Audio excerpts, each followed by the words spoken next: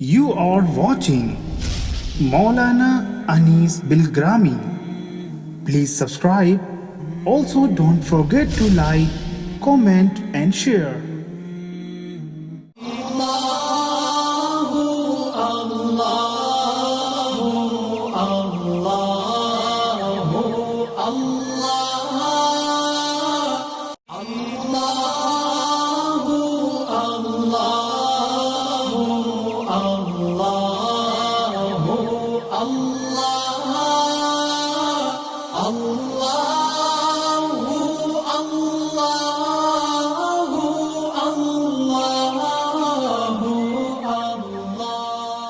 بسم اللہ الرحمن الرحیم۔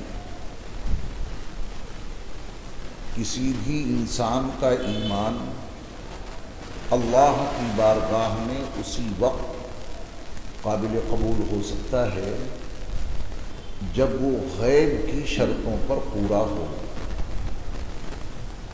اگر کسی کا ایمان غیب کی شرطوں کے مطابق نہیں ہے تو پھر اس کا وہ ایمان اللہ کی بارگاہ میں قابل قبول نہیں ہو سکتا، اور پھر نہ ہی اس کا کوئی ثمرہ اس شخص کو حاصل ہوگا۔ یہی وجہ ہے کہ قرآن مجید میں متقیوں کے تعارف میں، جن کے لیے اولئک علی ھدی من ربہم واولئک ھم المفلحون کی خوشخبری موجود ہے۔ یہی ہیں وہ لوگ جو اپنے رب کی جانب سے ہدایت پر ہیں۔ آپ ان لوگوں کے مقام و مرتبہ کو جاننے اور سمجھنے کی کوشش کریں کہ علیم بذات الصدور، عالم الغیوب والشہادہ، اللہ جن کے بارے میں یہ فیصلہ سنا دیں کہ یہ اپنے رب کی جانب سے ہدایت پر ہیں، تو ان کے ہدایت یافتہ ہونے میں کوئی شک ہو سکتا ہے؟ میں آپ کو کہوں کہ آپ ہدایت یافتہ ہیں، میرے اس بیان کی کوئی حیثیت نہیں۔ آپ میرے بارے میں آپ کہیں کہ آپ ہدایت یافتہ ہیں، آپ اپنے رب کی جانب سے ہدایت پر ہیں، کوئی اہمیت نہیں اس بیان کی، کیونکہ میری نظر زیادہ سے زیادہ آپ کے ظاہر پہ جا سکتی ہے۔ آپ کی نظر بھی زیادہ سے زیادہ میرے ظاہری وجود کو تو دیکھ سکتی ہیں، آپ کی نظریں، اور ہدایت پر ہونے کے لیے اپنے رب کی جانب سے ہدایت پر قائم رہنے کے لیے جو پہلی شرط ہے وہ ایمان بالغیب کی ہے۔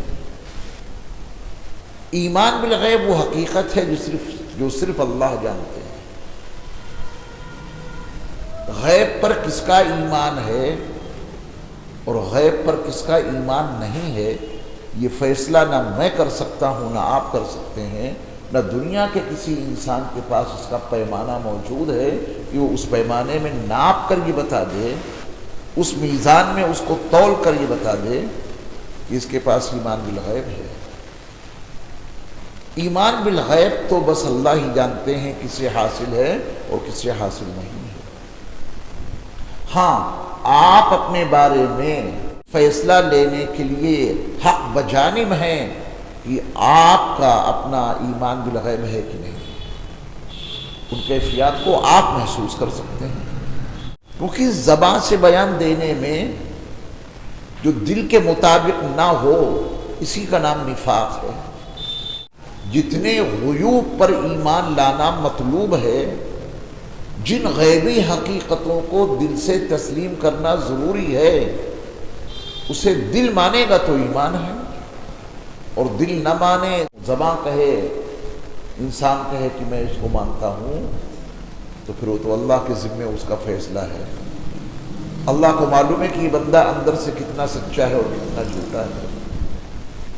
ایمان بالغیب کی حقیقت کیا ہے، اس کو بہت آسان لفظوں میں سمجھنا یوں ضروری ہے کہ اگر یہ کڑی شرط ایمان بالغیب کی پوری نہ کی تو اپنے رب کی جانب سے ہدایت پر آ ہی نہیں سکتے، نہ فلاح و نجاح اور کامیابی ہمیں حاصل ہو سکتی ہے۔ وَأُولَئِكَ هُمُ الْمُفْلِحُونَ، یہ تمغہ پانے کے لیے اللہ کی جانب سے اس خوشخبری کو حاصل کرنے کے لیے پہلی شرط ہے ایمان بالغیب، غیب پر ایمان لانا۔ غیب پر ایمان لانے کی حقیقت کیا ہے، اس کا مفہوم کیا ہے؟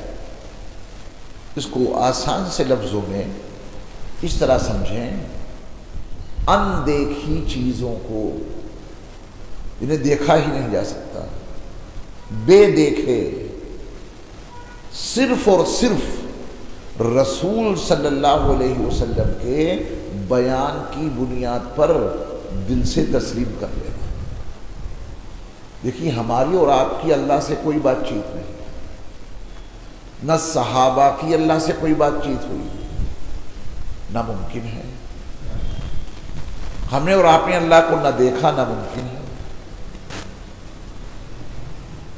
ہم نے اور آپ نے جتنی بھی غیبی حقیقتیں تسلیم کرنی ہیں، واسطہ صرف ایک ہے، صرف ایک۔ یہ قرآن جو ہم اور آپ پڑھتے ہیں کس کی کتاب ہے؟ اللہ کی۔ اس کا ایک ایک حرف کس کا ہے؟ اللہ کا۔ کیا ثبوت ہے، کیا دلیل ہے کہ اللہ کا کلام ہے؟ بس دلیل اس کے سوا کچھ نہیں۔ ہم نے ان پر بھروسہ کیا ہے کہ اس دھرتی پر ان سے زیادہ سچا شخص کوئی برپا ہی نہیں ہوا، ان پہ ہمیں اعتماد ہے۔ ان کے اعتماد پہ ہم نے اس پورے کلام کو کلام الہی مانا ہے۔ یا جبریل سے ہوئی ملاقات، جبریل سے ملاقات ہوئی، انہوں نے یہ بیان دیا ہو کہ ہم نے یہ سورت اللہ کے پاس سے لے کر حضرت محمد صلی اللہ علیہ وسلم پر نازل کی، میں اللہ کے پاس سے لے کے آیا۔ جبریل کا یہ بیان ہم اور آپ جبریل سے لے سکتے ہیں، سن سکتے ہیں، ان کا کوئی بیان، کوئی دعویٰ؟ بس ایک شخصیت رہ جاتی ہے، انہی پر ہمیں اتنا اعتماد ہے، ہمیں ان پہ اتنا بھروسہ ہے، ان کی ذات گرامی پر ہمیں اتنا یقین ہے، جو انہوں نے کہا وہ سچ کہا، جو انہوں نے دیکھا وہ سچ دیکھا۔ ما زاغ البصر وما طغى، بڑے طویل سفر پہ گئے تھے جہاں آنکھیں چدھیا جائیں، مگر انہوں نے جو کچھ دیکھا سچ دیکھا، ان کی آنکھوں میں کوئی ٹیڑھ پن نہیں پیدا ہوا، نور ہی نور، روشنی ہی روشنی، سدرۃ المنتہا کا منظر نامہ، اور نبی کی آنکھ ہے جو جمی ہوئی ہے۔ تو ان پہ ہمیں اتنا اعتماد ہے، اتنا بھروسہ ہے ہمیں ان پر کہ جو انہوں نے کہا وہ سچ کہا، جو انہوں نے بیان دیا وہ سچ بیان دیا۔ جتنا کلام کلام الہی کے نام پر پیش کیا اسے ہم نے کلام الہی مانا، اور جتنا حصہ انہوں نے اپنی حدیث کے عنوان سے پیش کیا ہم نے اس کو اپنے رسول کی حدیثیں تسلیم کر دیا۔ اگر قرآن کے مزاج سے آپ واقف ہوں، متعدد بیانات ایسے ہیں قرآن مجید میں کہ رسول اللہ صلی اللہ علیہ وسلم اگر چاہتے، نعوذ باللہ من ذالک، صرف بیانیہ ہے تاکہ آپ اس کی حقیقت کو سمجھ سکیں کہ یہ آیت قرآن میں نہیں رکھنی تھی، اسے ہٹا دو کیونکہ یہ مجھ سے متعلق ہے۔ ایسے مضامین موجود ہیں قرآن میں۔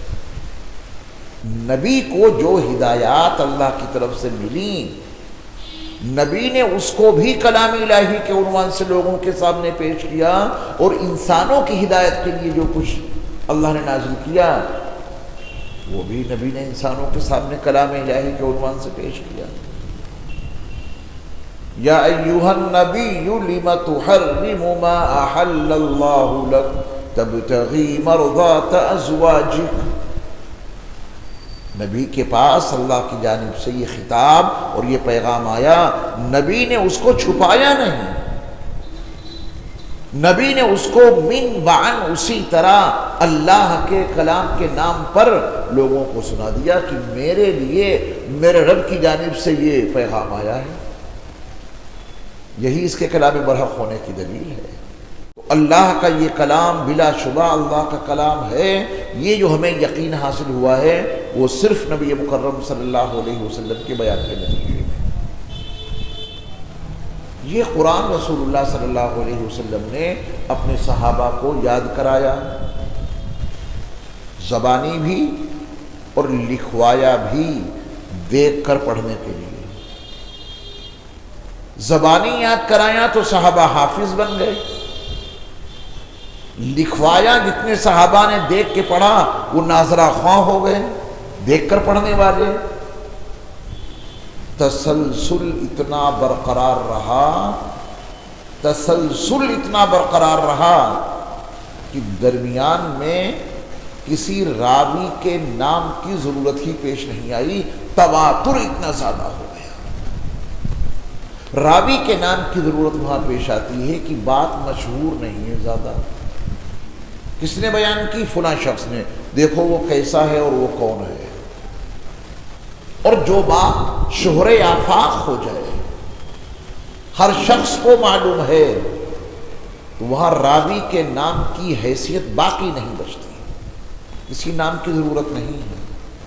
نبی صلی اللہ علیہ وسلم کی جو حدیثیں ہیں، وہ ایک حدیث کو بس ایک صحابی جانتا ہے، کسی حدیث کو 2 صحابی روایت کرتے ہیں، کسی حدیث کو چند اور صحابی روایت کر دیتے ہیں،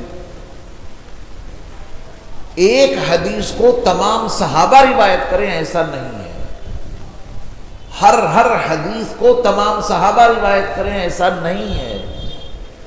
وہ بھی تو صحابہ تھے جو دور دراز علاقوں سے میرے مصطفیٰ کے پاس آتے تھے، خدمت مبارکہ میں تھوڑا وقت گزارا، تعلیمات مصطفی لے کے چلے گئے، اس کے بعد دوبارہ حاضری کا موقع ہی نہیں ملا۔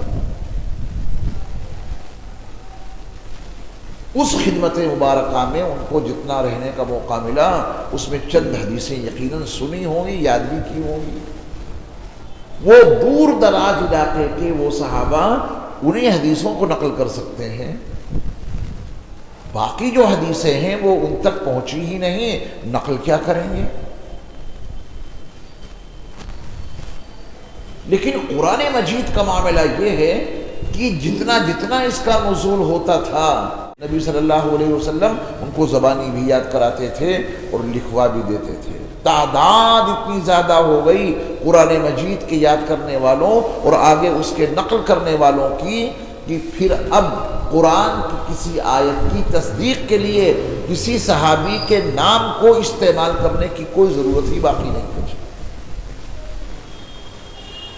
ایک صحابی بتائیں کہ میں نے یہ آیت نبی سے سنی، میں نے وہ آیت نبی سے سنی، پھر سب کو جوڑا جائے، ایسا نہیں ہے۔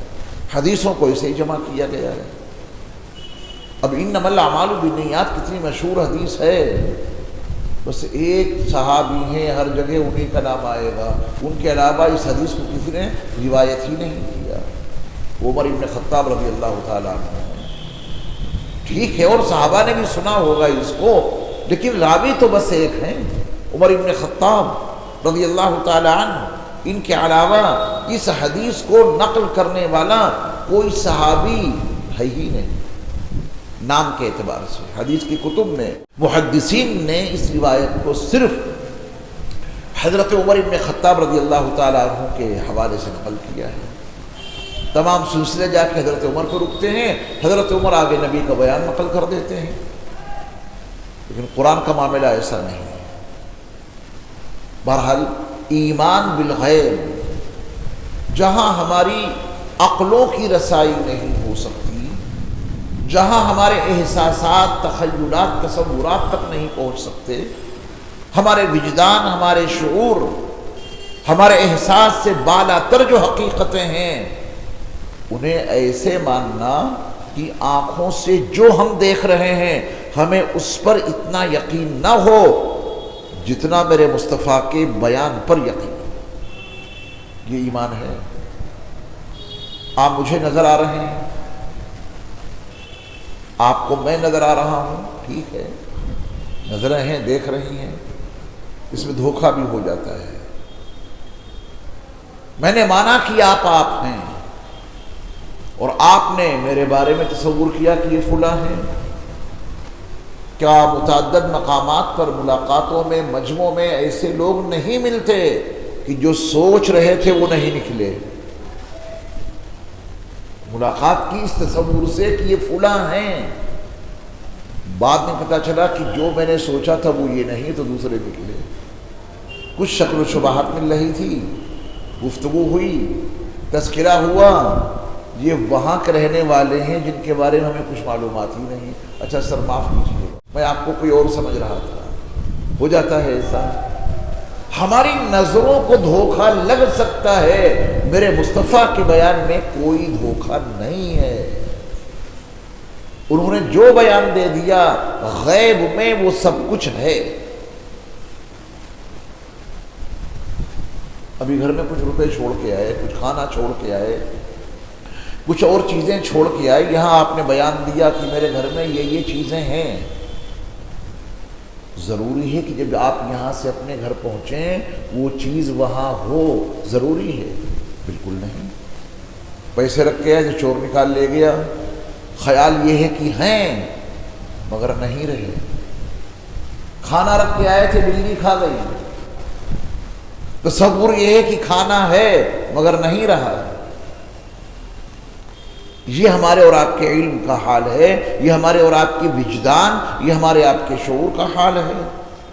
لیکن نبی نے اگر کہہ دیا کہ میدان محشر میں تمہارے اعمال کو تولنے کے لیے، اقوال کو تولنے کے لیے ترازو ہے تو پھر ہے.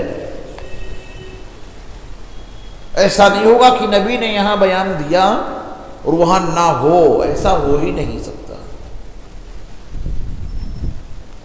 جنت اور جہنم کے بارے میں جو نبی نے بیان دیا قرآن کی شکل میں یا حدیث کی شکل میں، اور یہ نبی کی شان ہے.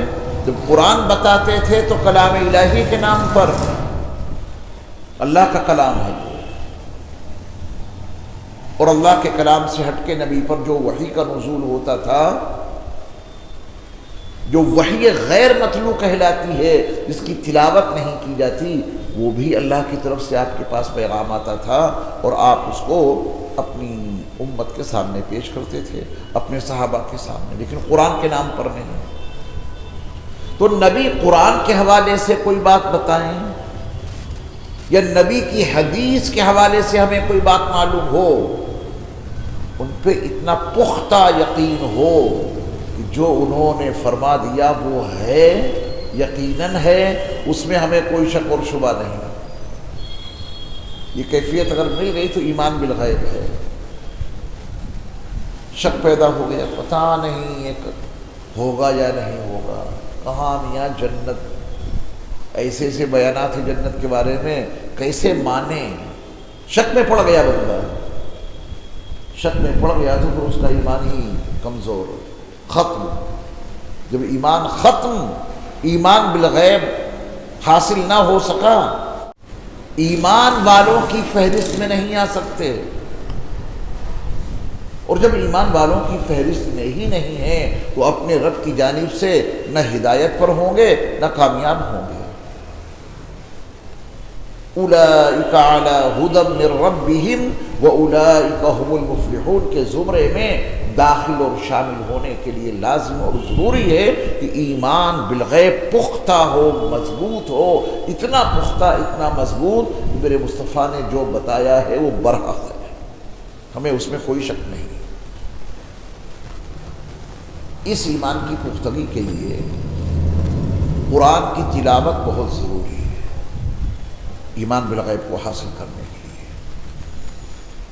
تلاوت الفاظ کی ہے، پڑھتے چلے جائیے، ثواب ملے گا، مگر یہ مطلوب حقیقی نہیں. مطلوب حقیقی یہ ہے کہ قرآن کی تلاوت کریں اور ان الفاظ قرآنی میں ہمارے اور آپ کے رب نے جو حقائق بیان کیے ہیں ان کو سمجھیں، تب جا کے ایمان بالغیب کی کیفیت حاصل ہوگی. قرآن کے جو مضامین ہیں وہ انسان کو ہلا کے رکھ دیتے ہیں. ایسے مضامین ہیں قرآن میں. قرآن کائنات سے بہت زیادہ بحث کرتا ہے. کائنات سے، قرآن میں کائنات سے بڑی اہم بحثیں موجود ہیں. آپ کو تعجب ہوگا کہ پہلی وحی میں ہمارے رب نے کائنات کا تذکرہ کر دیا. مکے میں بگاڑ کیا تھا؟ مکے میں بگاڑ یہ تھا کہ آپ علیہ الصلوۃ والسلام کے اولین مخاطبین یا تو اللہ کے وجود کو مانتے ہی نہیں تھے، سرے سے نہیں مانتے تھے۔ زمین آسمان یہ سب کچھ اپنے آپ بن گیا اور یہ پورا کارخانہ حیات اپنے آپ چل رہا ہے، نہ کوئی بنانے والا نہ نظام کو کوئی چلانے والا۔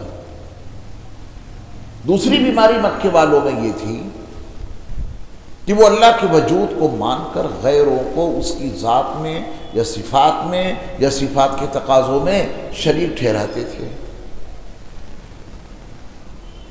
یہ بیماری موجود ہے مکے والوں میں۔ ان کی بیماری کا علاج وحی کی شکل میں نبی پر نازل ہوا۔ پہلا پیغام کیا ہے جو جبل نور کی آخری چوٹی پر بنے ہوئے غار حرا میں پہلی وحی نازل ہوئی، اس میں اللہ نے کس موضوع کو چھیڑا ہے یہ ہے سمجھنے کی بات۔ پہلا موضوع کیا ہے وحی کا؟ دیکھیے، اقرأ بسم ربک الذی خلق، یہ پہلی آیت ہے۔ میرے محبوب نبی آپ پڑھیے اپنے رب کے نام سے جس نے ساری کائنات کو پیدا کیا۔ اللہ، پہلی وحی کی پہلی آیت میں اللہ نے کائنات کی تخلیق کی بحث چھیڑ دی۔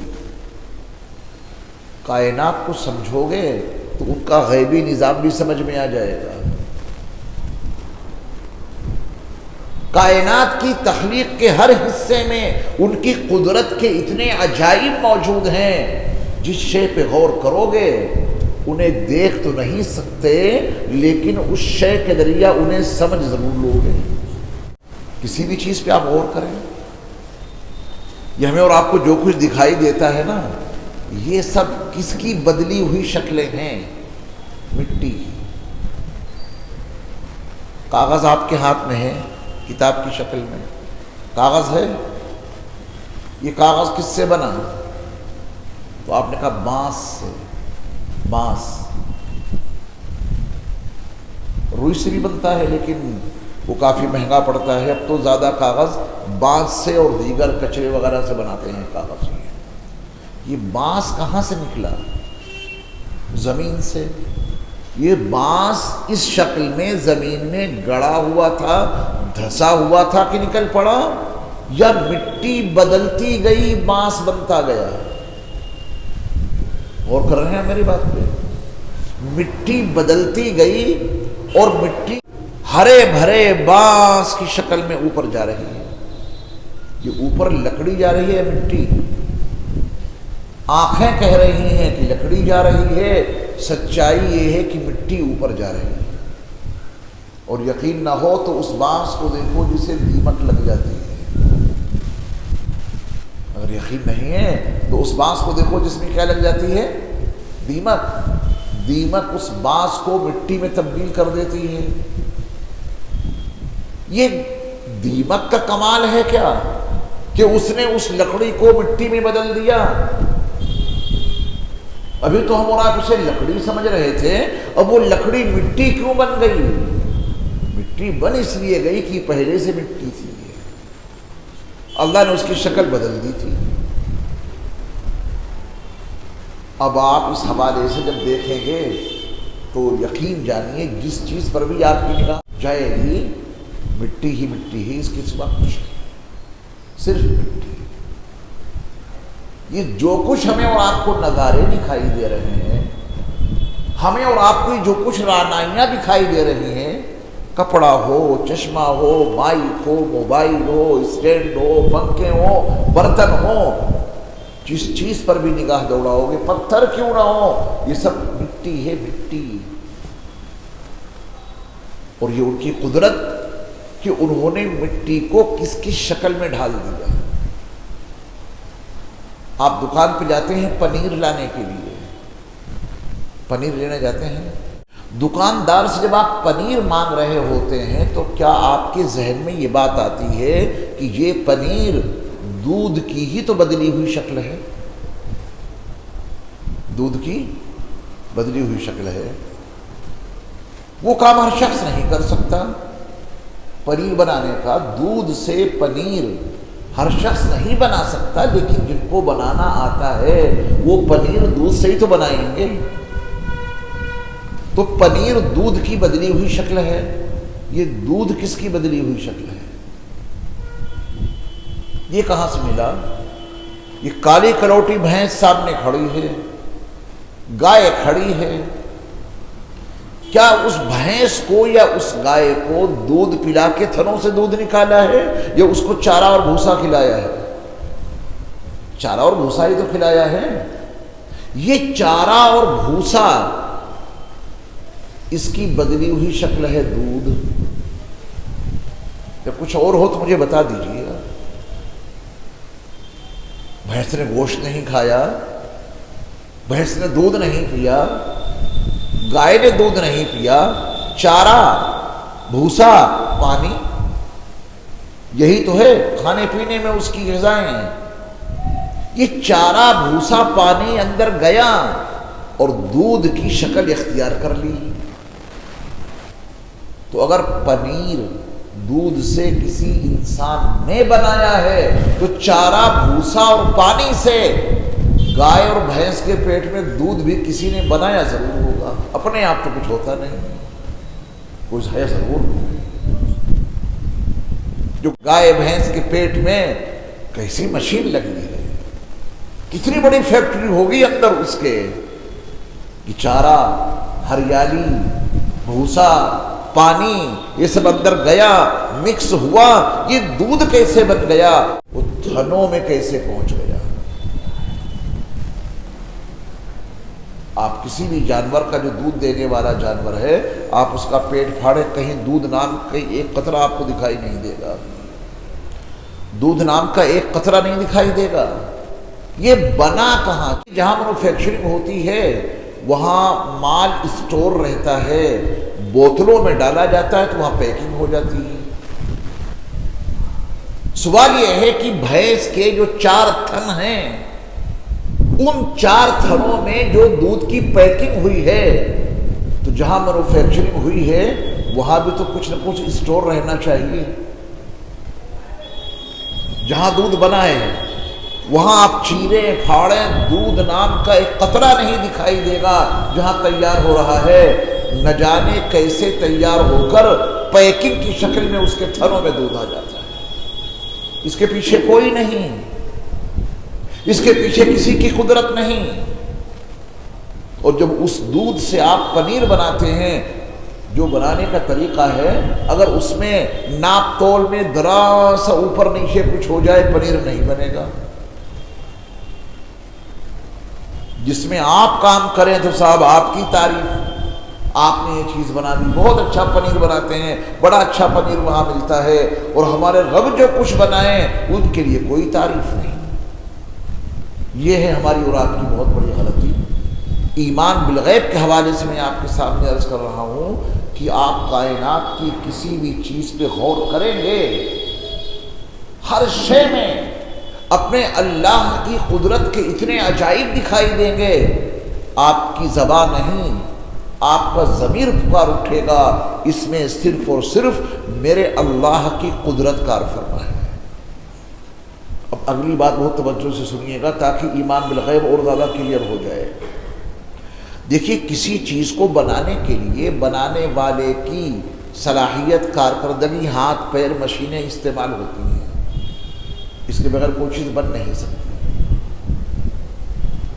گھڑی بنانے والا ہاتھ پیر، مشینیں، کاریگر استعمال کیے بغیر گھڑی بنا دے گا؟ جہاں یہ پنکھے تیار ہوئے ہیں، پھونک مارنے سے پنکھا تیار ہو گیا کیا؟ مادہ ہے، مٹیریل ہے، ڈائیاں ہیں، مشینیں ہیں، ورکر ہیں، کاریگر ہیں، سب لگتے ہیں جب جا کے کوئی چیز بنتی ہے۔ ہمارے اللہ تعالیٰ نے جتنی چیزیں بنائی ہیں ان کے بنانے میں کوئی مشین، کوئی کاریگری، کوئی مستری، کوئی مزدور وہ استعمال کرتے ہیں۔ گلاب کا پودا لے لیجیے، گلاب کا پودا، بدبودار گوبر، بدبودار، اس میں آپ نے لکڑی اس کی یوں گاڑ دی بس، اب اس کے اندر جڑیں نکلنی شروع ہوئیں، وہی لکڑی ہری ہو گئی، شاخیں نکلنی شروع ہو گئی، شاخوں میں پتیاں آ گئیں۔ کوئی ہے بنانے والا؟ ان پتیوں کو کون بنا رہا ہے؟ دیکھو بغیر بنانے والے کو تو کچھ بنتا نہیں ہے، یہ طے ہے۔ وہ بنانے والا دکھے یا نہ دکھے، بغیر بنانے والے کے کوئی چیز نہیں بن سکتی۔ اب وہ جو لکڑی تھی نیچے غلیظ بدبودار گوبر میں آپ نے اسے گاڑ دیا، اسے ہرا بھرا کس نے کر دیا؟ اس میں سے شاخیں کس نے نکال دی؟ ٹیڑھے ٹیڑھے کانٹے کس نے لگا دیے؟ نپی تلی ہری بھری پتیاں کس نے بنا دیں؟ تھوڑا سا اور غور کیجئے، اس کی پتی میں اندر بڑی باریک باریک نسیں ہیں ہر پتی میں، اور ان باریک باریک نسوں میں نیچے سے انرجی کی سپلائی ہے، تبھی تو وہ ہری بھری ہے۔ اگر نس کٹ گئی تو پتی سوکھ جائے گی۔ یہ پانی کی سپلائی باریک باریک نسوں سے پتیوں میں ہو رہی ہے، تبھی وہ ہری بھری ہے۔ پھر نہ جانے کیا ہوتا ہے، توجہ دیجئے گا، عقل کام نہیں کرتی یہاں پر۔ پھر نہ جانے کیا ہوتا ہے، ایک چھوٹی سی بھنڈی بن جاتی ہے، اس میں تھوڑی اور بڑی تو ہم نے کہا کہ کلی ہے، کلی نکل آئی، کلی لپٹی ہوئی ہے۔ اس کے اندر کا سسٹم کون سنبھال رہا ہے، کون بنا رہا ہے؟ کچھ وقت گزرا کہ وہ کلی کھل گئی، کھلی تو گلاب کا اتنا حسین جمیل پھول آپ کی نگاہوں کے سامنے آیا کہ جب آپ اسے دیکھتے ہیں تو آنکھوں کو نور اور دل کو سرور ملنے لگا۔ یہ اتنا حسین گلاب کا پھول ظاہر میں نہیں، پتیاں تو ہیں ہی بڑی خوبصورت، نہ جانے خوشبو اس میں کس نے بھر دی۔ وہ گلاب کی پتیاں آپ نقلی بنا سکتے ہیں اللہ کے بنائے ہوئے مٹیریل سے، آپ اس میں خوشبو نہیں بھر سکتے۔ وہ صرف پتیاں ہی نہیں ہیں، وہ صرف کھلی ہوئی کلیاں ہی نہیں ہیں، خوشبو اتنی دل آویز کہ مشام جا کو معطر کر دے۔ یہ سب کچھ اپنے آپ ہو رہا ہے، اس کے پیچھے غیبی قوت کار فرما ہے۔ اسی غیبی طاقت کا نام ہے اللہ، اسی غیبی قوت کا نام ہے اللہ۔ اس کی قدرت اور اس کی قدرت کے عجائب کائنات کے ہر ذرے میں موجود ہیں۔ جو ذرہ اٹھاؤ گے اپنے رب کی معرفت پالو گے، پھر وہ غیب پر ایمان اتنا پختہ اور مضبوط ہو جائے گا کہ دنیا کی تمام طاغوتی طاقتیں، دنیا کی تمام شیطانی قوتیں مل کر بھی آپ کو ایمان سے الگ کرنا چاہیں، رب کعبہ کی قسم آپ ایمان سے الگ نہیں ہو سکتے، ایمان آپ سے جدا نہیں ہو سکتا۔ ایمان تو دل کی گہرائیوں میں اترتا ہے، وہ زبان کے ذریعہ نہیں اترتا۔ چلیے میں آپ کو ایک بات اور بتا دوں، زبان سے پڑھیں گے تو دل میں ایمان جائے گا، یا دل میں ایمان ہے تو زبان پڑھے گی؟ ذرا اس کا فیصلہ کیجئے پہلے کیا ہے۔ تو بتائیے مجھے آپ غور کر کے، ایک آدمی مسلم بننے کے لیے، مسلمان بننے کے لیے آیا، صاحب میں مسلمان بننا چاہتا ہوں، اسے کلمہ پڑھایا گیا، پڑھو لا الہ الا اللہ محمد رسول اللہ۔ اس نے زبان سے پڑھا، تو زبان سے پڑھنے کی وجہ سے دل میں ایمان جائے گا، یا پہلے دل میں ایمان آئے گا تو زبان پڑھے گی؟ کیا حقیقت ہے اس کی؟ حقیقت اس کی یہ ہے کہ پہلے دل مانے گا تو زبان پڑھے گی۔ ایمان کا ظہور اندر سے باہر ہوتا ہے، زبان سے اندر نہیں جاتا۔ حقائق باہر ہیں لیکن زبان سے اندر نہیں جاتا۔ دل میں ہے تو زبان ظاہر کرے گی، دل میں ہے تو زبان، اس کو دو لفظوں میں سمجھیے، تصدیق بالقلب اقرار باللسان۔ دل تصدیق کرے، دل مان لے اور زبان اس کا اقرار کرے کہ ہاں جو دل میں ہے مجھے وہ تسلیم ہے۔ اقرار باللسان یہ ہمارے اور آپ کے لیے، تصدیق بالقلب انسان کے مومن ہونے کے لیے بہت کافی ہے۔ اللہ کو معلوم ہے کہ دل سے تصدیق کر رہا ہے، مگر مجھے کیسے معلوم ہو کہ یہ بندہ مسلمان ہے، اس کے ساتھ ویسا برتاؤ کیا جائے؟ اس کے لیے ضروری ہے کہ اس زبان سے بیان کرے کہ میں مومن ہوں، لا الہ الا اللہ محمد رسول اللہ۔ یہ ہمیں اور آپ کو بتانے اور سمجھانے کے لیے ہے۔ یہ زبان سے جو ہم اور آپ پڑھتے ہیں یہ اللہ کے لیے نہیں ہے، اللہ کو دل کا حال معلوم ہے۔ تصدیق بالقلب ان کے لیے بہت کافی ہے۔ اب دل کی گہرائیوں میں جن جن غیبی حقیقتوں کو ہم نے دل سے تسلیم کیا ہے، اگر سچ مچ مان لیا، دل سے سچ مچ مان لیا، شک اور شبہ سے بالا تر ہو کر، تو پھر یہ ایمان بالغیب ہمیں اور آپ کو متقی ضرور بنا دیتا ہے۔ کہاں جائیں گے گناہ کرنے کے لیے؟ کون سا ٹھکانہ ملے گا گناہ برپا کرنے کے لیے؟ کون سی خلوتیں اور کون سی تنہائیاں مل جائیں گی جو گناہ کریں؟ اگر ایمان بالغیب حاصل ہے اور اللہ پہ پورا یقین ہے، کوئی جگہ مل سکتی ہے اسی؟ نہیں ملے گی۔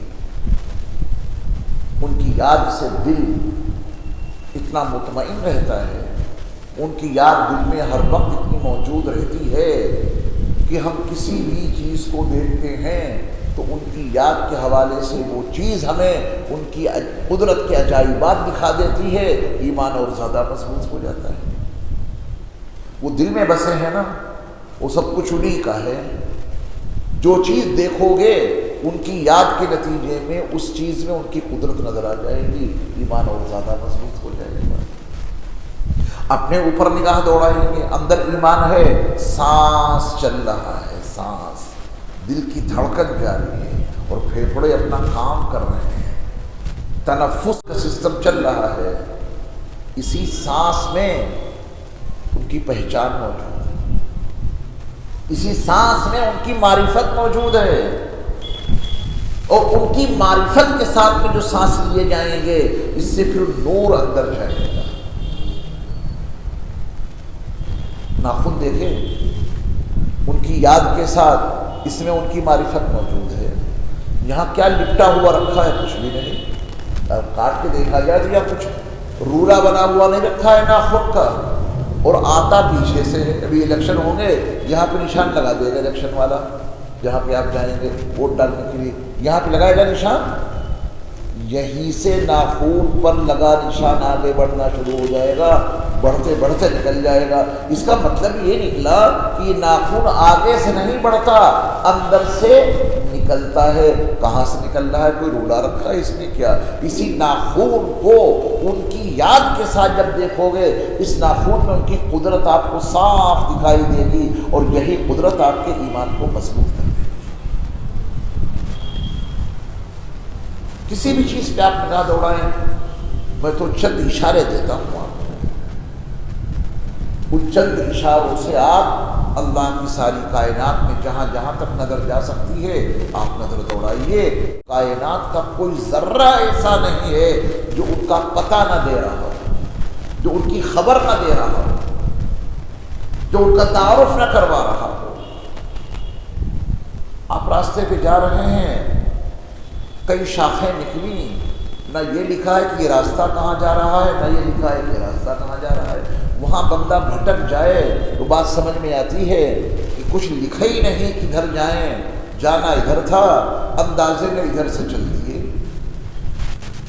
غلطی ہو سکتی ہے، کوئی بات نہیں، جب نہیں لکھا ہے تو ایسی غلطی ہو جائے گی، لیکن اسے آپ کیسے غلطی کہیں گے کہ ہر موڑ پر پہلے سے ہی سائن بورڈ لگا ہوا ہے، یہ راستہ فلاں جگہ جا رہا ہے، یہ شاخ فلاں جگہ پہنچائے گی، یہ راستہ فلاں جگہ جا رہا ہے، ہر اس زبان میں لکھا ہے جو زبان آپ جانتے ہیں۔ اور پھر آپ نے یا ہم نے غلط گاڑی موڑ دی، جہاں جانا تھا اس کے خلاف،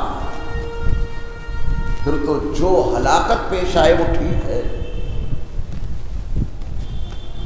سائڈ بورڈ کیوں نہیں دیکھا؟ یہ راستہ کہاں جا رہا ہے پہچان کے لیے سب کچھ علامتیں موجود ہیں، اور پھر یہ غفلت کا عالم، پھر تو اس راستے میں جو پریشانی پیش آ جائے وہ ٹھیک ہی ہے۔ اللہ تعالیٰ نے اپنی معرفت کے لیے اتنے سائن لگا رکھے ہیں، ہر ذرے میں سائن ہے، ہر ذرے میں نشان ہے ان کا۔ کائنات کا کوئی ذرہ، کوئی شے چھوٹی بڑی ایسی ہے ہی نہیں جس میں ان کی معرفت کا سامان موجود نہ ہو، پھر بھی ان تک نہ پہنچے، پھر بھی ان تک نہ پہنچے، کمپنیوں تک پہنچے، انسانوں تک پہنچے، ڈاکٹروں تک پہنچے، انجینئر تک پہنچے، ججوں تک پہنچے، پولیس تک پہنچے، بس یہیں پہنچتے رہے، جہاں پہنچنا تھا وہاں نہیں پہنچے۔ کچہری میں جاتے ہیں، کاغذ تیار ہوتے رجسٹری کے، سائن کرو، جو قلم چل رہا ہے اپنی ضرورت کے لیے، پھر آپ نے انگوٹھا بھی لگا دیا، اس انگوٹھے میں بھی ان کی پہچان موجود ہے۔ کون ہیں جنہوں نے اس انگوٹھے میں وہ نشانات بنائے ہیں جو نشان کسی دوسرے انسان کے انگوٹھے سے میچ ہی نہیں کر سکتے؟ کروڑوں اربوں انسان میچ نہیں کرے گا۔ یہ مہر خراب ہو جاتی ہے مہینہ دو مہینہ، سال دو سال میں، ان کی اتنی رگڑائی، اتنا استعمال، ہتھوڑا چلا رہے ہیں، مال گھس رہے ہیں، بنا رہے ہیں، یہ نشان مٹتے بھی نہیں ہیں، یہ مہر خراب بھی نہیں ہو رہی ہے، پھر بھی ان نشانوں سے انہیں پہچاننے کی کوشش نہیں کرتے جہاں تک جانا ہے۔ پھر تو جو سزا دی جائے وہ کم ہے۔ بندہ یہ کہہ ہی نہیں سکتا کہ آپ کو کیسے پہچانتے، آپ ہمیں کبھی دکھے نہیں، یہ کہنے کا موقع ہی نہیں۔ انہوں نے اپنی معرفت ہر ذرے میں رکھ دی ہے، اس ذرے کو دیکھو، انہیں پہچانو۔ وہ دکھ نہیں سکتے ہیں اس دنیا میں، لا تدرکہ الابصار وہو یدرک الابصار، یہ آنکھیں ان کا ادراک نہیں کر سکتی۔ ضروری ہے دیکھنا کیا؟ ہوا دیکھی ہے آپ نے کبھی؟ آکسیجن دیکھا ہے؟ فائدہ تو ہر وقت اٹھا رہے ہیں سانس لے کر کے۔ درد ہو رہا ہے یہاں پہ، درد دیکھا ہے آپ نے؟ تو ہر چیز کا دکھنا ضروری نہیں ہے۔ جو لطیف چیزیں ہوتی ہیں وہ نظر نہیں آتی۔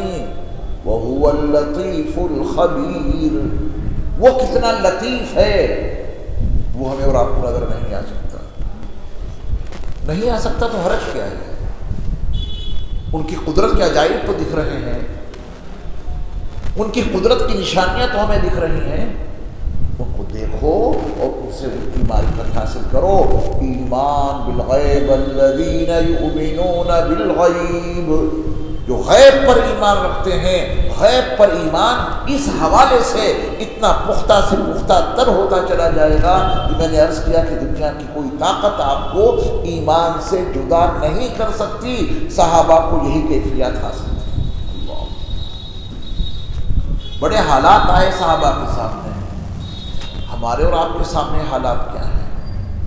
کچھ بھی نہیں۔ اور آپ صحابہ کے حالات پڑھیں گے نا، ایمان لانے کے نتیجے میں ان پر کیسے حالات آئے، تو اپنا ہر دکھ، اپنا ہر رنج و الم سب بھول جائیں گے۔ صحابہ کی زندگیاں پڑھا کرو، یہاں ذرا سی پریشانی آئی، کچھ ذرا سا اتھل پتھل ہوا، اسی پہ بحثیں چھیڑ دیتے ہیں کہ سب حالات بڑے خراب ہیں۔ پریشانیاں آ سکتی ہیں، پریشانیاں آئیں گی، اس میں بھی بلا ہے، اس مصیبت میں بھی عافیت ہے۔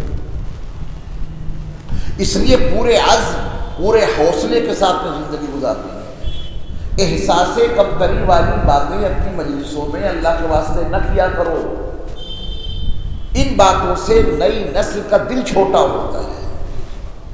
ہمت، عزم، حوصلے والی باتیں کیا کرو، اور ایک جملہ بڑا کام کا ہے، اسے اپنے ذہنوں میں بسا لیجئے۔ اسلام ہر ماحول میں پنپنا جانتا ہے۔ اللہ، اسلام ہر ماحول میں پنپنا، بڑھنا جانتا ہے، اور سچی بات یہ ہے کہ زیادہ یہ اس وقت بڑھتا ہے جب اسے مٹانے کی کوشش کی جاتی ہے۔ اس وقت زیادہ بڑھ جاتا ہے. لوگ سوئے ہوئے ہوں، غفلت میں مبتلا ہوں، اس کی رفتار نارملی رہتی ہے. اور جب جب اس کی گھیرا بندی ہوتی ہے، جب جب اس پہ زیادہ اعتراضات کیے جاتے ہیں، جب جب اس پر زیادہ الزامات لگائے جاتے ہیں، تو اسلام کی خوبی یہ ہے کہ اس کی رفتار پھر بڑھ جاتی ہے، اور اتنی زیادہ بڑھ جاتی ہے کہ آج کے دور میں دنیا میں جتنے مذاہب ہیں، تمام مذاہب کے درمیان سب سے زیادہ اسلام کو ٹارگیٹ کیا جا رہا ہے. سب سے زیادہ اسی کو ایڈریس کیا جا رہا ہے. تنقیدیں، برائی، کمزوری، یہ وہ الزامات لگ رہے ہیں. آج کے دور میں اس پہ جتنے الزامات لگ رہے ہیں، جو کہ میڈیا بہت زیادہ وسیع ہو گیا ہے، اتنے الزامات شاید کبھی لگے ہوں. ہمارے نبی کے خلاف اب تک 60,000 کتابیں لکھ دی گئی. کتنی؟ 60,000 صرف اکیلی ایک شخصیت کے خلاف. تو کیا اس کا نتیجہ منفی نکلا کہ 60,000 کتابیں لکھ دی گئیں تو اب کوئی ایمان نہیں لائے گا؟ آپ یقین جاننا، 60,000 کتابیں نبی کے خلاف لکھی گئیں. Social media, print media, electronic media ہمارے نبی کے خلاف جب بہت زیادہ ہو گیا، تبھی میرے مصطفیٰ کے پروانوں میں اضافہ ہونا شروع ہوا. اور اتنا اضافہ ہوا کہ موجودہ دور میں جتنے لوگ اسلام قبول کر رہے ہیں، اتنا کوئی دوسرا مذہب قبول نہیں کیا جا رہا. تاریخ پڑھیں گے دنگ رہ جائیں گے. آج کے دور میں کیسے کیسے سمجھدار بڑے بڑے لوگ اسلام قبول کر رہے ہیں. انہیں معلوم نہ ہوتا کہ اسلام کیا ہے اگر یہ 60,000 کتابیں نہ لکھی جاتی ہے نا. انہیں کیا پتا کہ اسلام کیا ہے؟ کتابیں مخالفت میں لکھی گئی. اچھا کوئی شخص ہے محمد، لاؤ ان کو پڑھیں. جس نے میرے مصطفیٰ کو پڑھا وہ انہی کا ہو گیا. ہالینڈ کا نام سنا ہوگا آپ نے، وہاں قرآن جلانے کی واردات آئے دن پیش آتی رہتی ہے. وہ تنظیم جو قرآن جلانے کی حامی تھی اور قرآن جلانے میں اس کا کام بہت زیادہ پیش تھا، اس کے بہت بڑے ذمہ دار کہیں جا رہے تھے. اسی پارٹی کے ذمہ دار جو قرآن جلاتی تھی، ان کو ایک ٹکڑا مل گیا قرآن مجید کا.